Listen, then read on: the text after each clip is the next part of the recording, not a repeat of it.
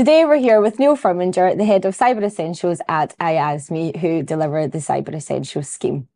Neil, could you explain briefly what is Cyber Essentials and what does it aim to do?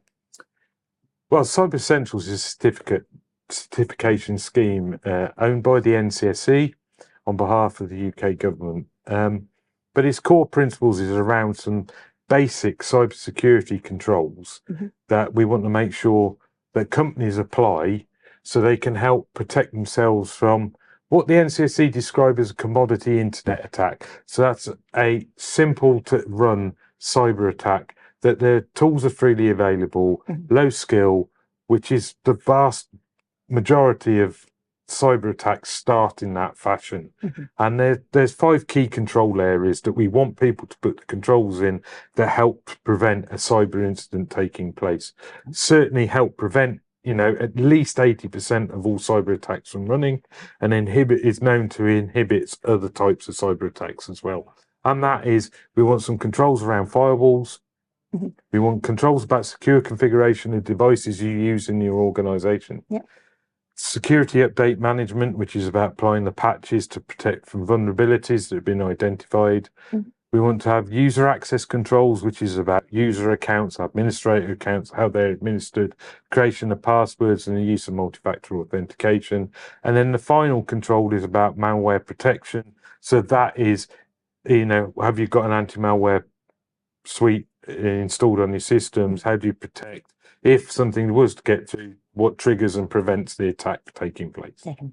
So I think you've answered my next question, but why should an organisation consider having Cyber Essentials? There are many reasons for them to consider. So it's used in supply chains.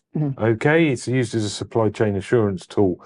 So gives them confidence that the organisations they use to deliver their services are putting in good measures to prevent a cyber attack. That's one thing it's used for. It helps organisations get funding or government contracts, local government contracts, because it's being used as that assurance level. But the biggest thing for me is if you start working on applying all these controls, it really, really has been proven to help protect from cyber attacks. And nobody wants to go through a cyber attack. And the thing is, if you don't apply these controls, it's going to be when you have an attack, not if you get an attack. So concentrating and putting the 5 controls in should be seen as critical. It's the first rung on the ladder. There are plenty of other things that could be put in, but before you put those other cyber security measures in, put these in first, and they will give you a big benefit and big help to stop the cyber attack. And how can an organisation achieve Cyber Essentials? Well, there's several ways you can achieve Cyber Essentials. They can do it on their own. All the information about Cyber Essentials, the scheme, so that's the requirements and the CE plus test specification available on the NCSE website. The question set and, assistance about that. So there's a comparison document between the previous question set, etc. is all available, freely available on the IASME website. We have lots of information in the Knowledge Hub.